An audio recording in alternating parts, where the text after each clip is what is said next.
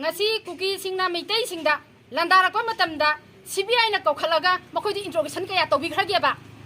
mitai gi isa gi khungak pa singbuna kaura ga interrogation tawbagi maram se kari gino ba masi sarkar gi aron bi agenda kari lei bage ba masi mama oina akoi hangninge ba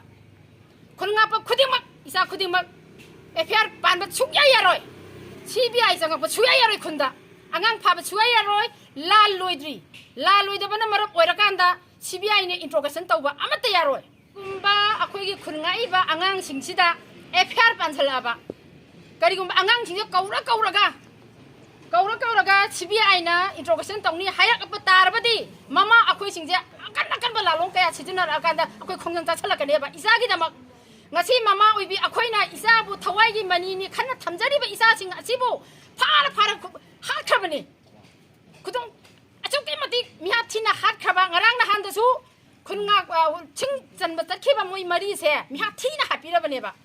sida sunatana khunga ri ba isa sing ase isa khuding ma ase khunga gi ba khuding ma ase kaura CBI na kaura ga makhoi bu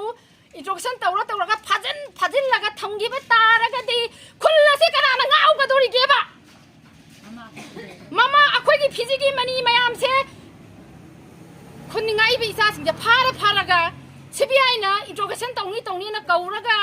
makhoi na phajin laga thangra ga khunje kana na ngau dori ge ba CBI na ngaktori bla ba khunje adu iba taraga di isa mayam se amata phaberoi CBI su amata jangak peroi khungai ba isa khuding FIR ban beroi khodak FIR thokadabni